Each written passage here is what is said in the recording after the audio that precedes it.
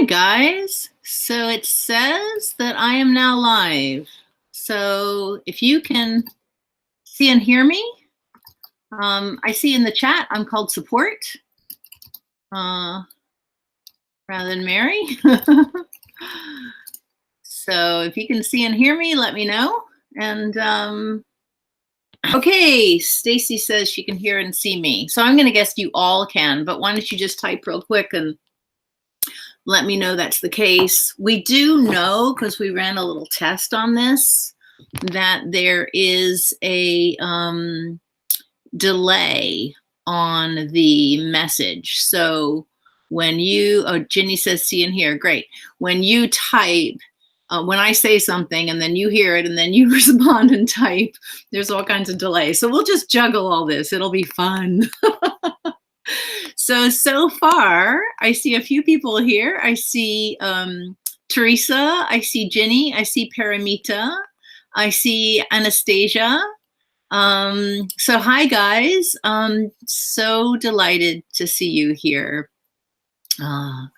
So far, almost completely people I know.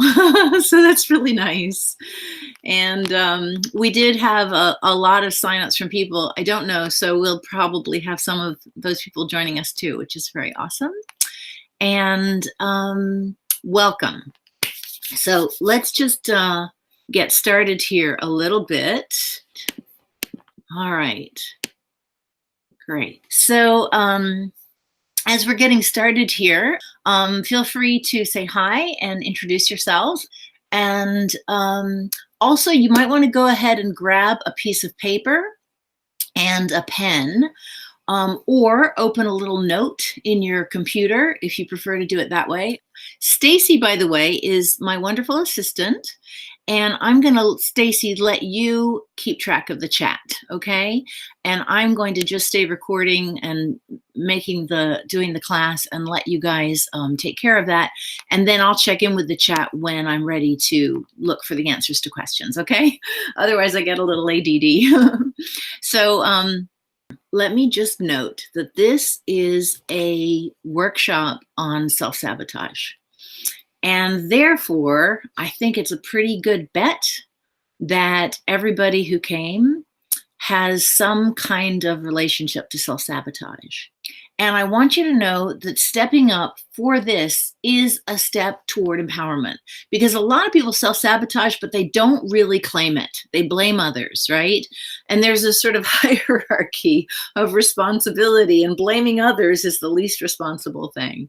And then we step up to acknowledging we self-sabotage, and then we might start blaming ourselves. And that's the next level of empowerment. And it's not actually where we want to get to. And today we're going to talk about where we want to get to, which is being responsible instead of blaming. So we're going to work on the distinction between responsibility and blame, okay? But you're here, and that means you had the courage and honesty to step up and say, all right, let me grab a hold of this. So I really want to acknowledge that, first of all. So let me applaud you for your courage and your honesty. And taking responsibility for your action is for your actions is a really powerful step. So you're here for a reason, and you know what it is. So let me invite you to bring to mind something in your life that you would like to do differently, that you want to change, but you have noticed that you self-sabotage about, okay? Go ahead and write that in your notes. Write it down. And so what we're looking at is here things that you would do if you could find a way to stop all self-sabotaging behavior. Any changes at all. And they could be really small, or they could be really big, you know, like it could be as simple as taking a dance class, or it could be as big as launching an online business or a performance career as a singer or whatever, okay? And as we're working together, you might think of other things to add to that. So feel free to add to it as thoughts come up.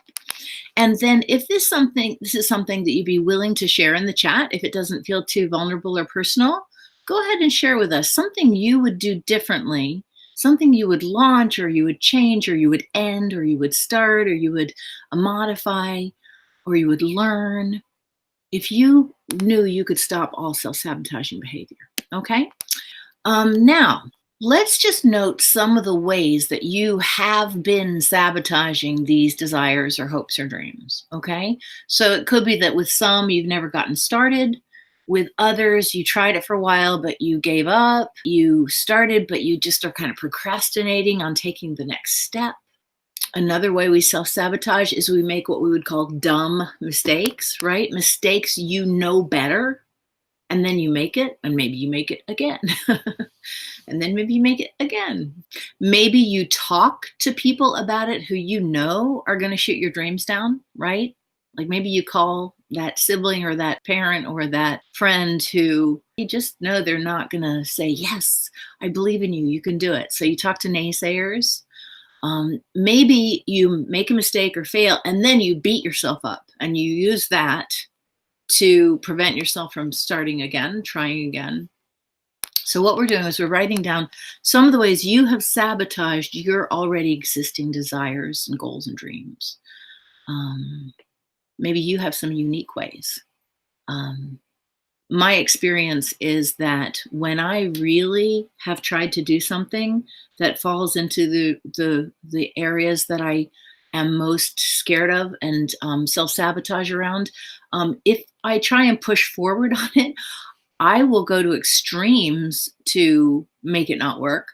I will pick a fight with someone, and I'm pretty nice, but I'll pick a fight with them, or I will get really emotional and cry. And so there's all kinds of ways that we might self-sabotage, okay?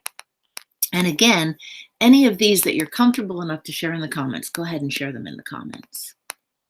So Ginny's offering some, thank you. I stay up till 11ish, get hungry at 10. I'm socializing with the hubby, but how not to snack without going to bed. And I still want to keep him company. Right. That's a perfect example. And Stacy says she would like to learn guitar. And unfortunately, Anna said, I'm giving up, doesn't work. Try a different browser. All right, Anna, we will send you the replay. So hopefully the replay will work for you. Technology, huh? Right. So we can see that our self-sabotaging behaviors are specific to the thing we want to do, right? So as Ginny's example is very specific to the thing she wants to do, the self-sabotaging behaviors like staying up too late and eating in the middle of the night and stuff. So look at your list of the things you do. And as you look at it, just notice how that list makes you feel. And see if you can put a name on some of those feelings. And again, if you're willing, share them in the chat. You will not be the only one feeling these feelings. I see Stacy saying, that's what I would do if I could try anything. So Stacy, we're going to get you playing the guitar. I'm putting that on my list. So some of the feelings that I know people feel when you look at these ways you self-sabotage are things like feel kind of ashamed of yourself, or frustrated, or angry at yourself.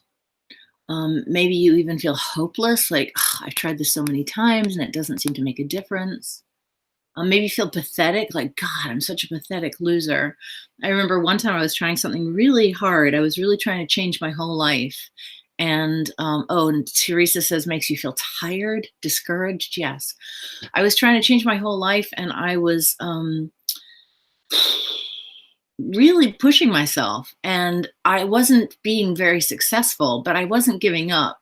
But I remember talking to my friend Virginia, who's a really good friend of mine, and I said, God, I feel like such a pathetic loser. And she said to me, I don't see a pathetic loser. I see a courageous person who's trying to do something no one else has ever done before and follow her dreams. And oh my God, those words sustained me so many times. So, when we're trying and we're doing something difficult, that's exactly when all this comes up. So Tanya says, I don't know what I'm doing to sabotage myself, but I'm noticing that things come to be, but then slip away. Okay, so with Tanya, there's a kind of slipping away stuff. Oh, and it looks like Tally couldn't get on the call either. So Stacy, would you mind making a note that Anna and Tally couldn't get on the call, and we want to make sure we reach out to them with the replay. Okay. So yeah, so a bunch of different things. And the tiredness, right? That fatigue, like, oh gosh. All right. So now that we've gotten ourselves all depressed, let's just do a state change. Okay. So you might want to do this. If you're alone and you have enough privacy, stretch.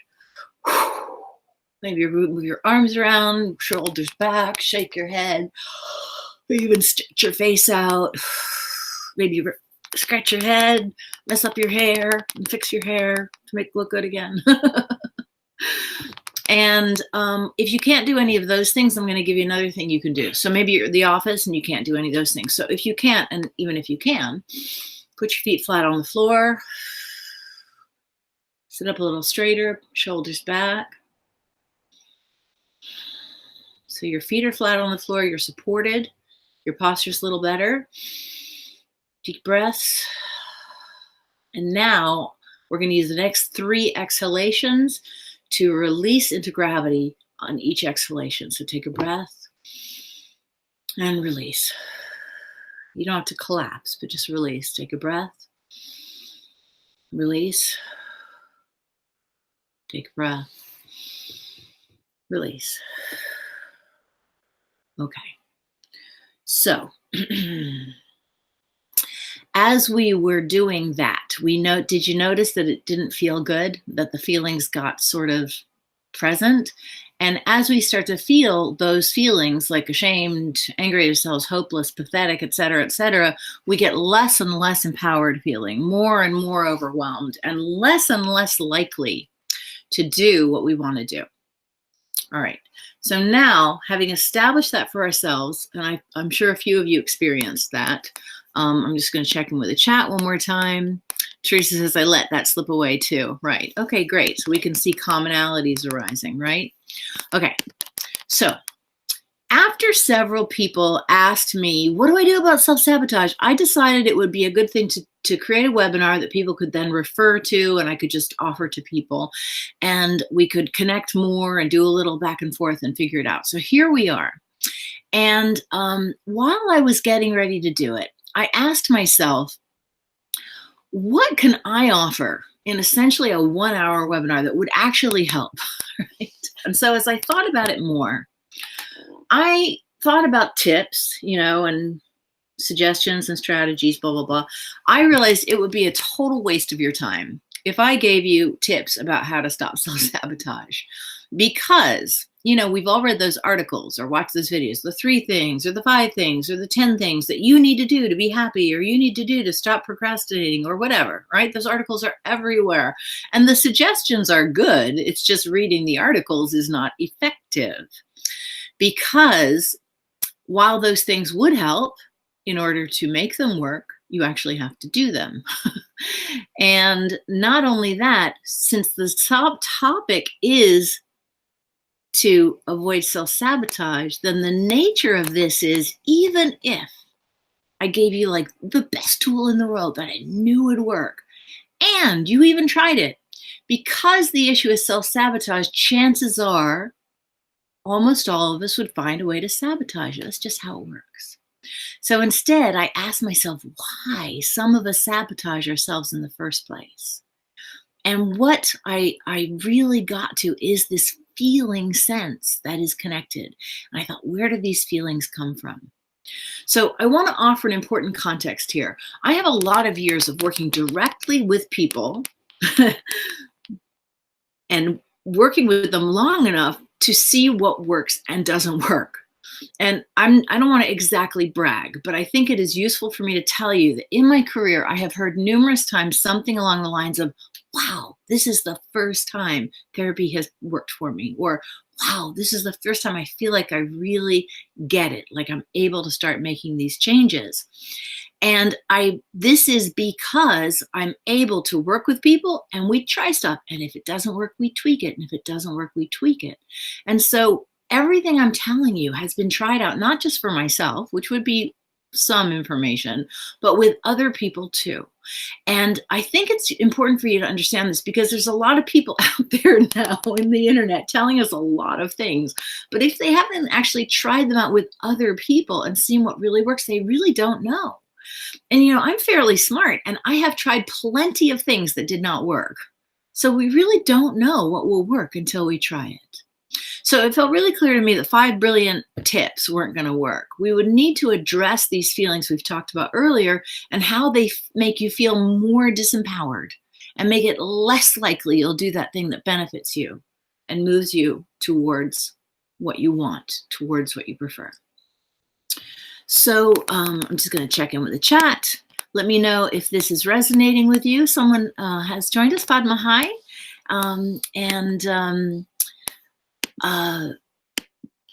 So the main feeling I would like to talk about today is one that kind of pervades all the others and underlies all the others and paralyzes us a lot. And that is the feeling of shame. Ashamed, kind of not being good enough. Shame is really tricky. It's a feeling that you are somehow bad because of what just happened. Right? So Ginny was courageous enough to share that thing about staying up at night. And, when you think about that, chances are you feel just sort of like not good. Like I'm sort of bad. Like maybe I'm dumb or maybe I'm lazy or maybe and so shame takes this feeling and turns it into an internal kind of self-blame. And remember, we talked earlier about the levels of empowerment. So blaming others is really disempowered. That's seriously victim mode. So even stepping into self-blame is more empowered, but it isn't quite empowered enough to make a difference because the blame makes you feel bad. So there's this cycle of bad feeling generated by all this. Okay? So shame is very, very, very, very tricky. Shame is also completely illogical. You can feel it either mildly, intensely, whenever you do something that triggers it. And here's the really crazy part. For people who have habitually sabotaged ourselves, shame is a feeling that can be triggered by almost anything. It can be triggered by not doing something you said you do, but it can also be triggered by accomplishment.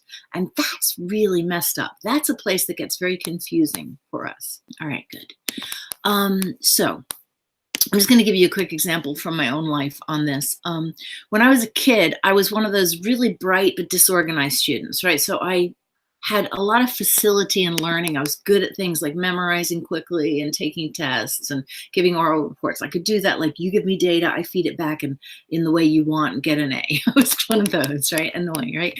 But I was also kind of all over the place and I couldn't keep track of things and I lost things all the time and couldn't really prioritize. I'm still this way, by the way. It's just sort of my nature. I think now they might label it something, but honestly, I don't think it needs a label. I think it's pretty normal and human. So I had times when I did really well in school, getting super high grades with ease, and other times when I just completely messed up. And the most obvious example for me was in 10th grade. I had a class with Mr. Jesse. I loved Mr. Jesse. I went to a pretty cool school and we had an English test that would focus only on Chaucer's Canterbury Tales in 10th grade. It was a good school. They were very special. I loved that class. I'm definitely a geek. I've always been a geek and I loved the Middle English and I loved the memorization. And I was doing really great in it. And at some point, maybe 2/3 of the way through the semester, Mr. Jesse told me he had nominated me for the English award that year. And I was really excited by that. And then toward the end of the exam semester, he gave us a take-home exam. And this is classic downfall for me, that if I'd had to go in and show up and just do it, I would have totally done it. But because I had to do it at home, I kind of forgot and I kind of blew it off. And anyway, bottom line, I never did it. And then I ran into Mr. Jesse at the award ceremony, hadn't even really put this together. And he said, I failed you. You didn't turn in your final. And so I went from being nominated from the award to failing. So this was the kind of like weird self-sabotaging behavior I did. And one of the things that I learned over time is that of course, I felt deeply ashamed of myself. But I realized over time that I also felt ashamed at doing really well. In fact, even today, as I've been talking about it, when I said really annoying, right? you can see it still sneaks into my language, this sort of shame at being good at things. And once you have learned shame, it just takes over. It just becomes something that's kind of a habitual behavior. And so, anyone who can identify with this at all, please let me know. Disorganized can totally relate. Yep. And Teresa, is there a feeling of shame associated with being disorganized? And anyone else, a feeling of shame associated with whatever it is about you, like maybe like the wanting to learn to play guitar, and you could do it or you should do it, or maybe the eating at night or whatever it is. So I'm just curious if this is resonating for you guys. So whatever the activation of feeling, I want to tell you a really important thing. That is a conditioned response. That is something you got trained into by the experiences of your life. And maybe you know where that came from. Maybe you had a caretaker of some kind who was really shaming, but maybe you don't know. And it's okay if you don't know, because one of the things we do with children is we try and control them, and people who are not very skillful at motivating children will use shame to control them all the time. And we kind of get it too, right? If you're a parent or a teacher with a lot of kids moving around and you basically need to control them, you want them basically to conform to what you want. You aren't really interested in what they want. So what we try and do is we control children. And of course that makes sense, but we're not children anymore. Now we're adults. We have to actually reconnect with our own preferences and our own inner guidance. But this conditioning has done stuff to us that makes us feel embarrassed, or fear of being criticized, or fear of upsetting other people. And all of this comes in to sabotage us when we try and do something that takes us out of our normal behaviors. So this is all tied to self-sabotage. So shame at doing well, yes, and being disorganized, both, right? I figured you probably could identify with that. And one of the curses of being good at anything is that often people will shame you for being a show-off or something like that. So, all right. So now here we are, we're an adult, and this conditioning is still playing out. But now you're the boss of you. You're the one who gets to choose, and in fact has to choose. So when we choose behaviors that are sabotaging to ourselves, there's conditioning underneath it that is undermining us. And that condition makes us feel kind of terrible. It says something like this: well, that's stupid. Right? Like, for example, Stacy wants to play the guitar. Now, I'm not saying you're saying this, and we're definitely going to get you playing guitar. I've got my ukuleles in the corner. I want to spend more time. Maybe we'll create a little mini team on that. But let's say you do, and you're busy, and you have responsibilities, and some part of you says, oh, that's just stupid. What a waste of time. You're never going to be any good. I mean, who do you think, blah, blah, blah, right? It might do that. Or it might say, that's selfish. You have other people to look after. You have responsibilities. So your conditioning will use these feelings to undermine you taking steps. So we can see how the conditioning and the feelings play out in myriad ways that undermine our ability to do the things we want to do. So again, even if I came up with 5 great tools, as you used them, if they were doing stuff that was moving you out of what people call your comfort zone, which is not comfortable at all, by the way. We should really call it the waiting room. Picture it like the bus waiting room, where you're kind of waiting for life to happen. It's not comfortable at all. It's uncomfortable, but it's not a stretch, right? So as you do things, this conditioning will come up and cause feelings that are liable to make you stop. So what we really need to do is come up with ways to address the feelings. Is this all making sense to you? Type in the chat if this is making sense to you. Yes, resonating, Stacy says. Ginny says, I want to keep hubby company and happy. Dad critical of mom of her weight. Thinking of trying to make a dad, or in this case, hubby, makes me anxious, so I feel hungry, self-sabotage. Exactly. That is a perfect example, thank you, Ginny, of the cycle that we get into. So On the one hand, you want to make him happy, but then you've got this thing with the weight, there's critical of. And so thinking of trying to please someone, which we're going to get to in just a minute here, the futility of that makes you anxious. And then the anxiousness makes you want to soothe yourself. And you know that you will feel soothed, and you will, with your particular soothing technique of food. So you do, and then it feels like self-sabotage. So that's a perfect example. We're always, by the way, a point I should really note here is self-sabotage almost always has to do with soothing feelings that are upsetting. So we're gonna talk about that in here. All right, what I'm going to do now is I am going to give you 5 things because I promised, but they're not going to be 5 tips. They're going to be 5 learnings that we're going to note, we're going to name, and then what I'm going to tell you is you're going to continue to cycle through these. The way we learn things is we try something, and then later we come around and we try it again and we have a little more insight. Now the thing is, it's not a circle. It's actually a spiral that we try these 5 things and we go around, we try them again and we try them again. And as we continue to do it, our understanding deepens. So we get deeper and deeper and our understanding deepens.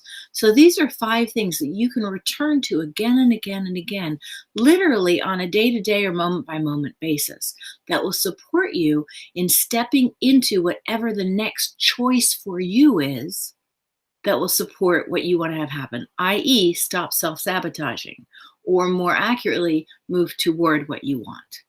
Step 1 does actually always have to be right up front, and that is honor your preferences. Honor your preferences. Now, we got a lot of shoulds in our lives, and they're not just going to disappear overnight. But the shoulds are different from preferences. And I like to refer to these as preferences because, like, sometimes we'll talk about wants or needs, but that can get a little tricky. Like, for example, you call it a need, like I need rest, or I need solitude, or I need food to calm myself. And then it's like, well, is that really a need? Is it a need? And of course, you don't need other people to question and criticize you. You've internalized that quite nicely, right? So needs are tricky, like prove you need that. So, there are needs, right? We're going to need to keep breathing. In fact, I kind of need a sip of my coffee because my mouth is dry. So I'm definitely not saying needs don't exist. I'm just saying that's not the word I choose here because it's a little wobbly. Then wants are also tricky because when you want something, it usually means it's out there, meaning it's in the future. I want it. And why do I want it? Because I don't have it. So what I'm really experiencing in the present is the lack of it. So what I'm experiencing is the lack of it, and I've got some sense of future wanting of it. So it's actually kind of about lack and disempowerment. But preference is a little different. Preference is right now, what do I prefer? Now, just to be clear, in the moment of feeling agitated, if you have a habit of reaching for food or reaching for booze or reaching for a cigarette or reaching for Netflix, that was headphones, or a podcast or whatever to soothe you, your preference will be for that. So I'm not saying this is like an automatic, like fix you thing, but your real preference is something else. And as you train yourself to listen not to your shoulds, but to your preferences, you will be able to move more and more and more in the direction of, in this moment, choosing your real preference.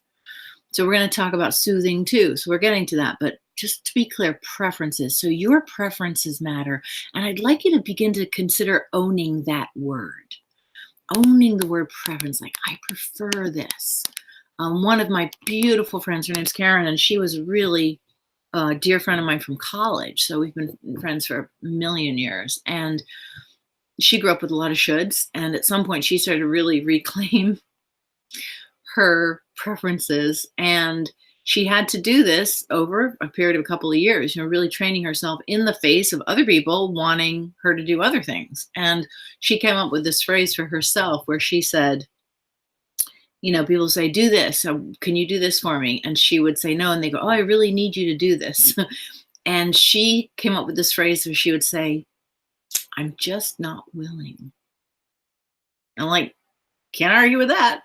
You're just not willing. And say, why not? Well, I'm just not willing. And she just stuck to it. She used that phrase, I would say, for a good year before she really started to embody the power to choose what she wanted. So we find our way. Okay. So honor your preferences. We need to cultivate a sort of sense of self-respect. You are truly unique. You know, you really do have a magic that is all your own. You have something completely unique to offer this world. And if that feels like too much pressure, let me just also note that you just have a simple right to follow your preferences and your bliss. Everything living does this. You know, your cat does, your dog does.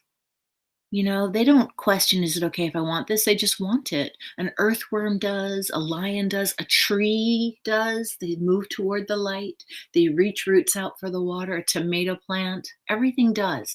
It is a natural thing that a living being has an urge to move towards what it wants and desires and prefers. And only we human beings second guess this desire because of our conditioning. So, you're just going to have to take my word on this for a little while, that this is not going to turn you into some kind of like terrible hedonist. It's not going to turn you into a greedy, nasty person. It will help you be a person who understands the balance of your wants and needs in others.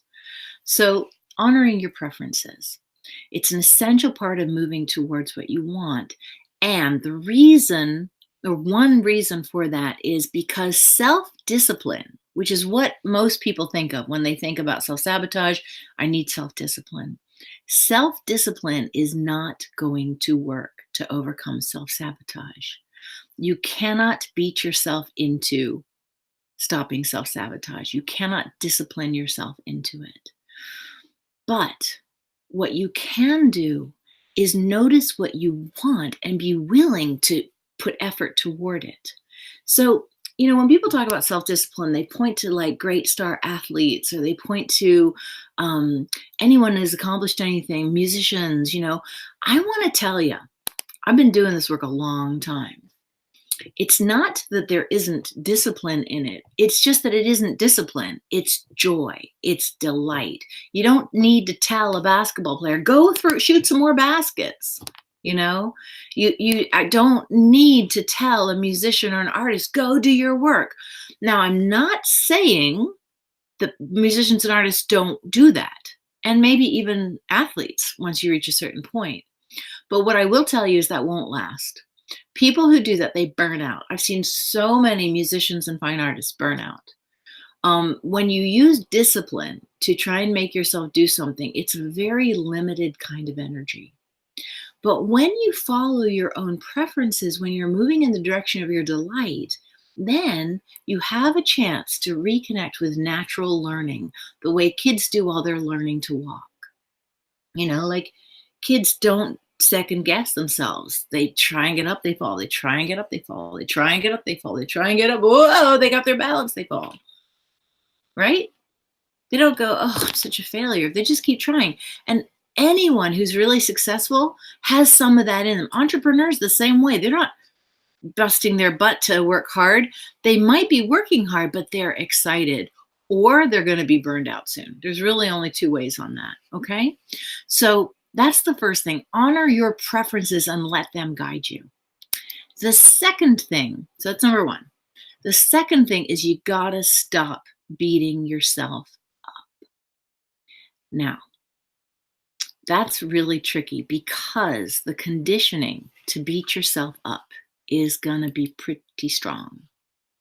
So as you're doing it, as you are doing whatever you're doing and you do something wrong, you will probably beat yourself up. So the first step is actually to not stop beating yourself up, because you can't, because it's a habit. When I keep doing this, stands for neurons that fire together, wire together. And what we know from neurobiology now, from fMRIs and watching, you know, people learn, neuroplasticity is a pretty new concept, by the way. Even 20 years ago, people were saying brain cells don't regenerate. You might have grown up hearing that. You can't grow new brain cells. Well, it's nonsense. They regenerate all the time. And so if you still have that lie in the back of your mind, it wasn't a lie, it was probably just a mistake. It's not true. We've got tons of evidence of neurons constantly connecting to create new neuronal networks. And so here's one neuronal network, one set of neurons in the brain. Here's another set of neurons in the brain. And what happens if they fire at the same time? They wire together. Neurons that fire together wire together. So that's when I keep doing this. That's what I'm talking about. And so what's happened is you have beating yourself up wired to all kinds of things, because that's happened in the past, and now that will just be a reaction. If you think about it, it's just like anything else. If there's something you're afraid of, you have fear associated with a thing, when you see that thing, it'll generate fear.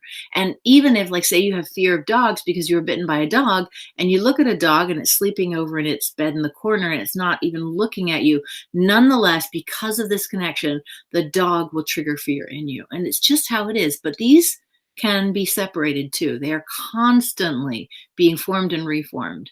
And so here we are saying, here I am saying, stop beating yourself up, but you have all these connections.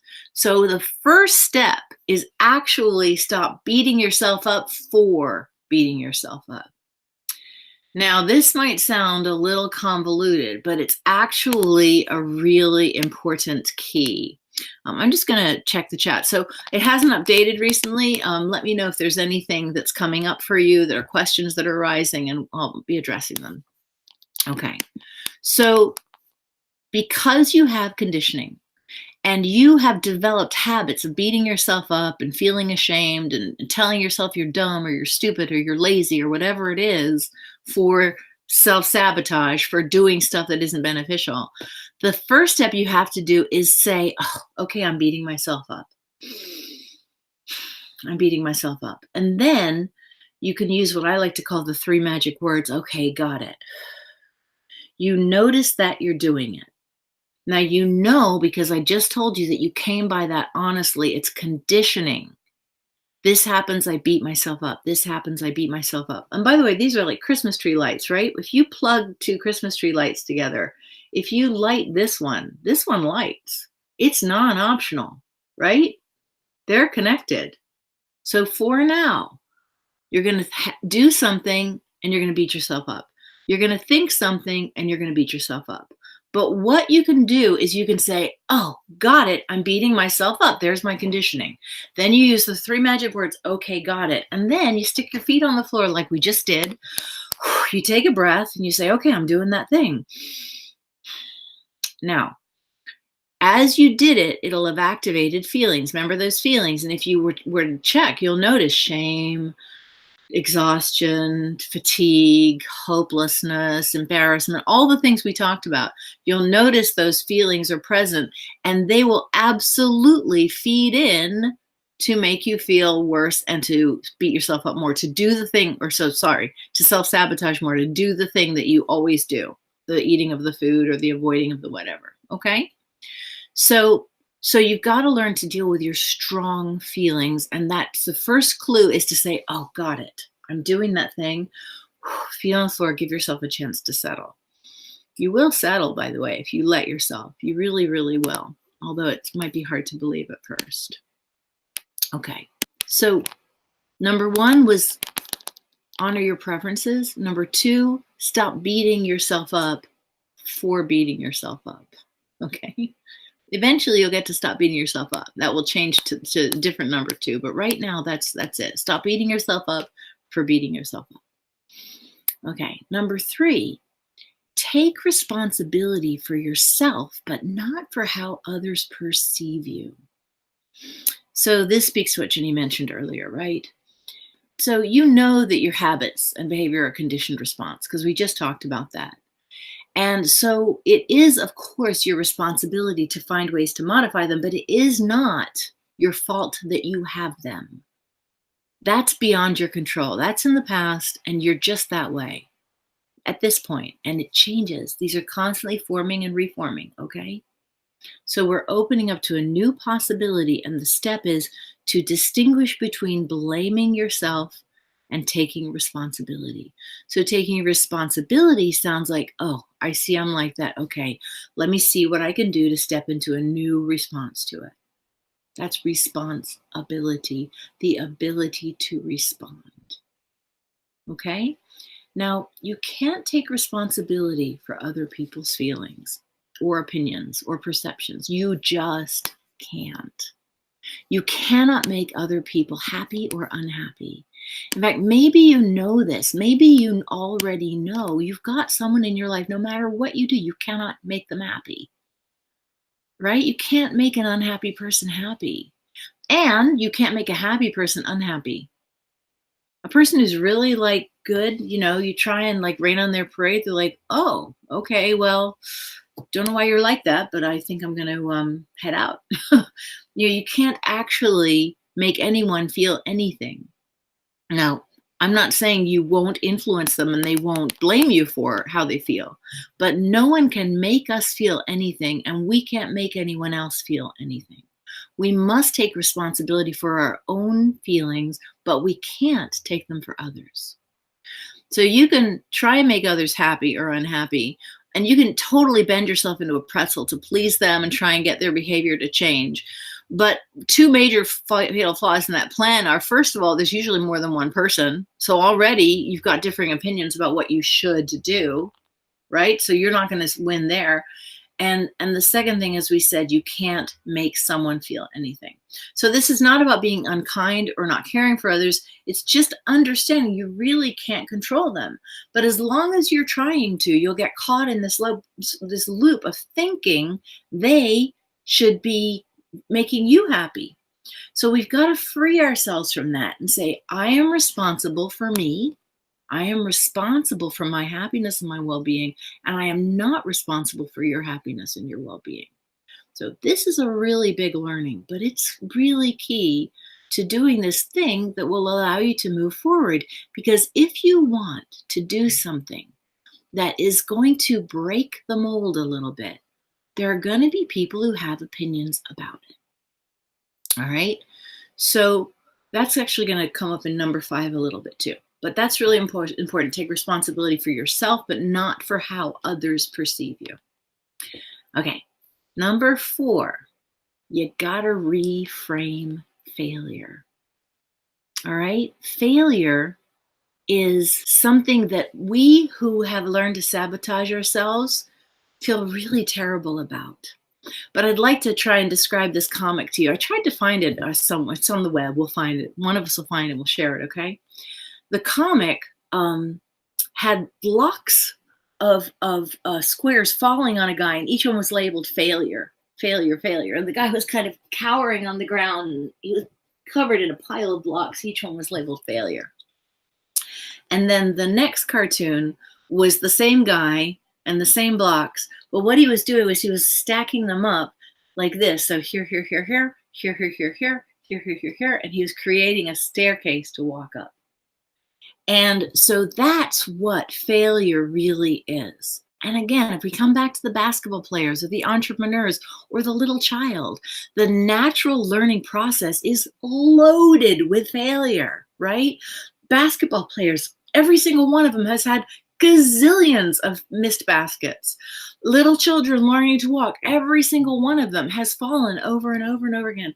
Entrepreneurs who are massively successful, every single one of them has launched something that didn't work, has tried something that didn't work, has tried to create a product that didn't sell, okay? So loaded with failure. Life is loaded with failure. Failure is only failure if you don't understand what it's for. What it's for is just to give you clues about how to correct. So we take our failures and we stack them up and we use them as stairs. It's really important. Now, for those of us who criticize ourselves, that is not what we do with failures, okay? Failure becomes evidence for how we're no good, or how we're not going to do it, or how it was a waste of time, or whatever. So we must reframe failure. All right. And then number 5 is you must create, and you got to do this, a community of support. So there are going to be a lot of people in your life who are kind of like naysayers, and there are a lot of people in your life who are supporters. And you have to create a community of support that will help you do the thing you want to do. And there's a bunch of ways to do that, but you must be conscious about it, because otherwise there'll be that person who's been in your life for years and years and years and years and years, who tends to make you feel bad, who tends to make you feel like you can't do it, and you'll keep interacting with them. And maybe they're your parent or your spouse or your kid or your brother or your whatever. And you're not going to stop interacting with them. But what I am going to say is you need to be very careful to not share your hopes and dreams with those people. Do not share your hopes and dreams with people who are focused on finding ways to tell you you're wrong. Share your hopes and dreams only with people who are focused on making their own hopes and dreams come true, who are like, oh, wow, that's great that you're going for that, who have some desire for themselves. Do not let someone who has given up on their own dream convince you to give up on yours. So you've got to create a community of people somehow. You can find them online, you can find them in groups. Among your circle of friends, there's those two who are supportive and those two who are not. So make sure you talk to the first two about your hopes and dreams. The other thing for community support is you really need to get some mentorship. And I'm just going to say this very clearly. I have gotten mentorship all along the way. And in fact, I still do. I still get mentorship all the time. I have a number of people with whom I have mentorship roles, and we interact in specific ways regularly. And so this is going to lead me into what I would like to offer you here. Okay. I want to mention a new program, not new, actually, new-ish, that we are offering starting on April 6th. And this is a way for you to get community and mentorship that will support you in taking the steps towards your dreams. It's called the 21-Day Empowerment Challenge. And remember how we talked about how those feelings relate to your empowerment? So those feelings of like shame or hopelessness or weakness contributed to a feeling of disempowerment. And in that feeling of disempowerment, we don't take the steps that we could take. But as we understand better how where we place our focus affects our feeling of empowerment, we step into it. But this is something that takes a little while to learn, right? Like the spiral, it takes a little while to go through. So for the last 20 years, I've been working on finding ways to help people take these kinds of steps. And I've worked individually with people, and that's kind of great because we can focus. But the problem is, it's really quite expensive. And two, there's only one of me, so I can't work with that many people. So for the past year, I've been developing this online course, the 21-Day Challenge. And my thinking was this: 21 days is very limited, right? It's just enough time to really focus some energy and get some things moving. And so I thought, let's give it a try. We've already done it twice in the last 12 months, and we're doing it again. And actually, probably 2/3 of the people who are already signed up for it at this point are people who did it before. And the reason why, it's been great. And so the 21-Day Challenge is a way to jumpstart the kind of energetic shift that you need in order to begin to free yourself from self-sabotage. So to take these 5 steps and practice them over and over and over again. Practice honoring your preferences and listening to yourself. Practice stopping beating yourself up. You're doing it, so you stop beating yourself up for being, oh, I see, got it. Practicing stepping into responsibility for making a choice. Practicing reframing failure. Oh, God, I did that thing again. Hold on. I can reframe this. What have I learned? And practicing getting the support from a community. And as we practice, we get better and better and better and better and better at doing the things that we want. So the 21-Day Challenge gives you a jump start. And then I will tell you also, there's another thing, a kind of a longevity piece that we need. And I actually had a dream of creating a longevity support too. So the 21-day jump starts you, and then you need that longevity support. And I knew that if it's going to be something that people really get support for a long time, it's going to need to be very affordable. My goal was actually to make it the price of a cup of coffee, and not, by the way, like a triple whatever latte vanilla frappuccino $12 coffee, but just a regular coffee. And so I actually also have launched that this year. Now, right now, the 21 days is a prerequisite to that, because you actually got to get yourself going a little bit. You got to kick up the momentum a little bit, and it's fun. So don't feel too bad about that. But the second program is called Continuum, and allows us to see the continuum of growth that gradually leads to a great life. So these two things together create both the immediate jumpstart and the long-term support that you will need to get started and to continue to create what you want and to overcome your habits of self-sabotage. So if you want, actually, hold on, there's a little button I'm supposed to push here. Where is the button? On. There we go. You'll see a button that shows up below. And so just click on the button. It'll take you to a page with a ton of information. But I'm just going to tell you a little bit about how it will work. So on August 6th, April 6th, we're going to launch the 21-day challenge. And that day we'll have a live communication where we'll be together in a Facebook group, and we will be communicating. It goes much smoother than this, I promise you. And we'll launch the challenge, and I'll give you some frameworks to get started, and then challenge number 1. And then challenge number 1 we'll get started on, and then we have 3 days to practice what I call acing it. And acing it stands for this. A stands for accomplishment, C stands for celebrate, and E stands for encouragement. So accomplishment, celebration, and encouragement. In the group, we'll accomplish it, we'll say, yes, I did it, and then we'll encourage one another to keep going or to celebrate, to feel good. So this is how we will overcome some of the procrastination type stuff. And then on the day 4, we'll have the second challenge, 3 more ACE days, et cetera, et cetera, et cetera. Okay? At day 5, I can't remember the days. So this is a process that we've gone through that is super fun and super empowering.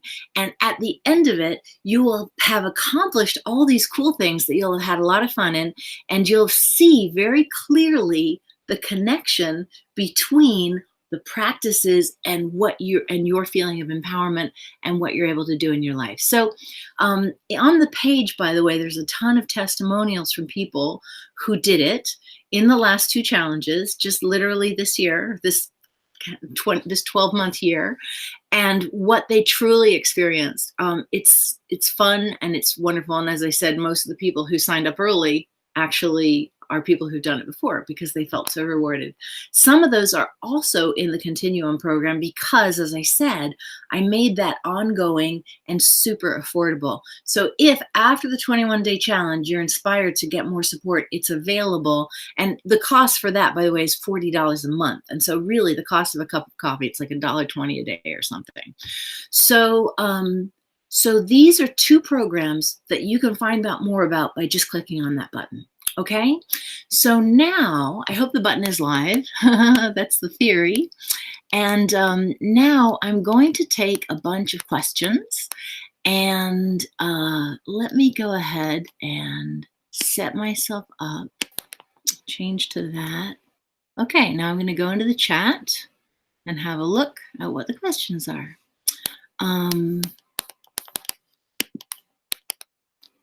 Hold on, sorry about the delay. Okay, I got 2 questions there. So how do you deal with people feeling jealous of your ability to do well? Would you please repeat the first point? So Paramita, let me answer your question first. So how would I please repeat the first point? And so the first point I think you're talking about honoring your preferences. So first of all, just to be clear, this is recorded. I'm going to send you a link to the recording so you can go back and check it out. But the first point of honoring your preferences is simply that. That's got to be the starting point for anything that is sustainable. Because if you try and discipline yourself and you aren't listening to your preferences, you will be doing stuff that does not feel good and you won't sustain it. You might stick it out for a month or even a year sometimes, but ultimately it will exhaust you and wear you out. The other thing, too, is you won't find your way gradually forward through the step-by-step inner guidance. So that's honoring your preferences is the first point. And Teresa says, how do you deal with people feeling jealous of your ability to do well? Okay, so that's a really good question. First of all, let's be really clear. This falls absolutely in the category you can't be responsible for others' feelings. So the first part is you must know that their jealousy has nothing to do with you. Like, it just doesn't. Their jealousy just has literally nothing to do with you. They want to make it about you doing well. They want to, but it isn't about you doing well. It is about them not doing well. Because a person who was really enjoying themselves and accomplishing what they wanted to do, they would not be focused on you doing well in a jealous way. If anything, they would be focused on you doing well in like, how can I steal your good ideas way? You know what I mean? They'd be like, oh my gosh, you made that work. So the first thing to know is you cannot be responsible for their jealousy. You did not create it and it has nothing really to do with you. However, what you're asking is how do you deal with that? And so what you actually have to deal with first is your feelings about it. So you see there's layers here. There's you doing well. There's their reaction to you doing well, right? And then there's your reaction to their doing well. And that's the part that you have some control over. And that's the part where you might need to first stop beating yourself up for beating yourself up, right? So I say this to you, and then you might go to a place of saying, okay, Mary was right. Let's just imagine. Mary was right, and I'm not responsible for their feelings, but I still feel guilty. Why am I like that? So now you see what you're doing is beating yourself up for feeling guilty. So the first thing you do is stop beating yourself up for beating yourself up. So you go, oh, okay, got it. I'm beating myself up. Got it. You see, we have to work at this outermost layer. We don't want to change what we did, right? We want to do well. We can't change their jealousy. That's their problem. We can't actually change our reaction to their jealousy because that's that conditioning. Then we might, in addition, beat ourselves up for having that reaction. But that's the moment when we begin to step into power. We go, oh, I'm beating myself up for my conditioning. I'm beating myself up for feeling guilty that I'm doing well when they're not. I'm beating myself up, or I'm feeling guilty and that feels bad. So the first step is to say, okay, got it. Okay, got it. So in a way, while your question says, how do you deal with people feeling jealous of your ability to do well? The people's jealousy is not your problem. It is your response to their jealousy. So the real question is, how do I deal with my feelings? Tell me if that makes sense, Teresa. And Paramita, I see, thank you, you're logging off. So what other questions do people have? Teresa says, totally makes sense, thanks. Does creative block come from not honoring our preferences? Absolutely, absolutely, absolutely, absolutely. Let me say that again, yes. Creative block comes from not honoring our preferences. Oh, good, okay, we've got some more questions coming in. These come in sort of slowly. So here's how that kind of works.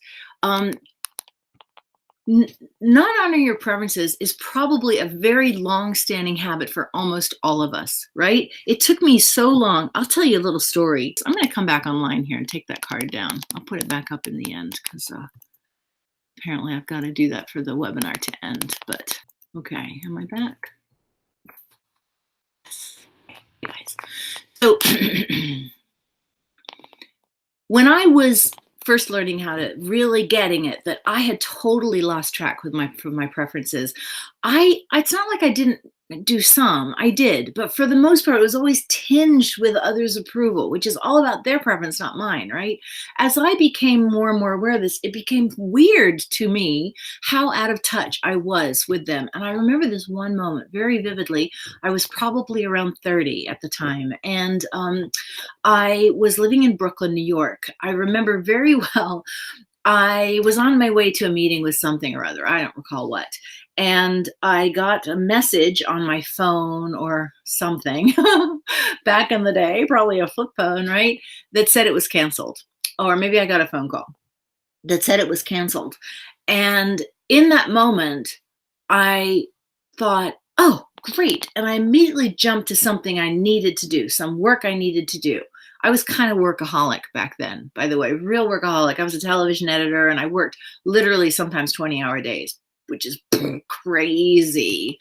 But it was not uncommon in that business. And so I immediately jumped to, oh, and I thought, I'll go do this, some chore. Maybe I'll go to the store, whatever. And this is what I remember. I was on my phone. I thought, okay, I'll go. And I did this thing where I stopped. And I was like, wait, what do I want to do? And I had actually stepped down off the curb between two parked cars to go do this thing I should do on total automatic pilot. And I stood there between the two parked cars, and I kid you not, I went, it was like a cartoon. I was like, what do I want? What do I want? And I was sort of trying to figure out how to figure out what I wanted. I didn't even know how to figure it out.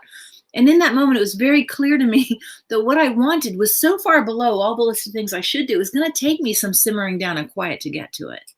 So for most of us, we have a very long-standing relationship with not really honoring our preferences. Okay, so it's just something to know. Does creative block come from that? So yeah, so how it comes from that is all of this stuff gets layered in. All this stuff gets layered in. There's a million shoulds. There's a million feelings of shame. There's a million feelings of failure. There's a million feelings of disappointing others. There's a million feelings of their jealousy. And slowly what happens is that natural spark of spontaneity. It's like, oh, I'll draw that. Oh, I'll make that. Oh, when I was a kid as a musician, I'm also a musician, I just loved making music. People would say, sing, I'd sing. When I got older, I would say to people, I'm warning you, if you ask me to sing, I will. So don't say it thinking I'm going to go, oh no, I'll sing. so then though, all the stuff came in. So I hope that helps a lot, Teresa, in terms of how honoring our preferences undermines our creative flow and becomes a creative block.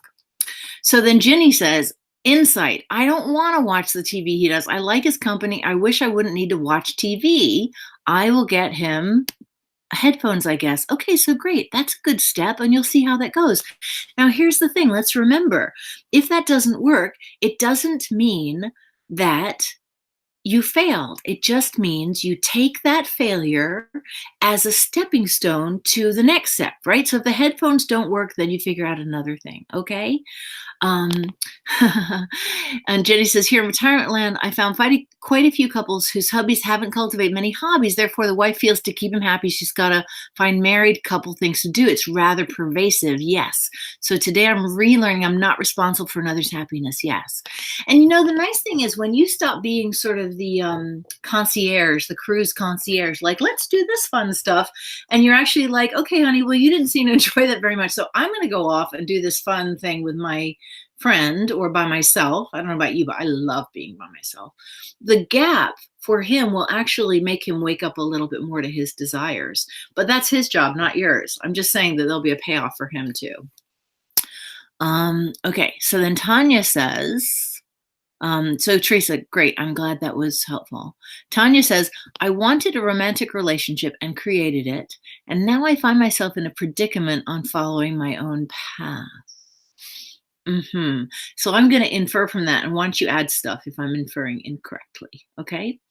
I'm going to infer from that you are finding your own path conflicts with the desires of this other person. I'm going to infer that.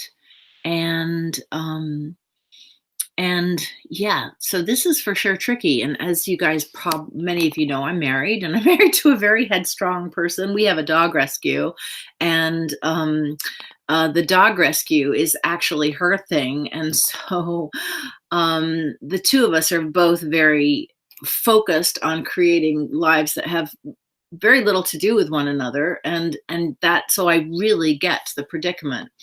And the thing is, it's really only a predicament, such a good word, predicament. It's really only a predicament if you have this sort of belief that somehow you can't follow your own path and have it work out. And the other person might also have that belief.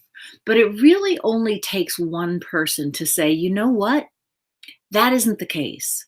The great teacher Thich Nhat Hanh, he does this thing where he teaches about non-duality, that the idea is that we think my happiness is something that negatively affects your happiness, that we have a duality. But in fact, your happiness contains the happiness of the others around you. That when you really listen to your own preferences, and I mean really listen to them, you will find, excuse me, you will find that they include others' preferences, meaning it's not that I don't care about you and your preferences, but if I will honor mine, the sort of the same way Ginny was saying about she's going to honor what she wants to do, what will happen is in the following of that, I will create a situation that allows the other person to honor theirs in a way that doesn't negatively impact me. Now, this might not sound logical, but it is in fact how it works. Tanya, I don't know if that is helpful at all or if you'd like to elaborate on it. Let me know. But meanwhile, I'm just going to check the feed one more time to see if we have any more questions. Okay, I think we're good. So thank you for your participation here. And if you have any questions about the 21-day challenge, feel free to write to us. You'll find the email address on that page. You'll also find details about how the challenge works, more testimonials, as I mentioned, and also information about the scholarship program for anyone who is afraid they can't afford it. And I think I'm going to go ahead and wrap it up here. So let's stay connected. And thank you so much for participating. Okay, till soon, I hope.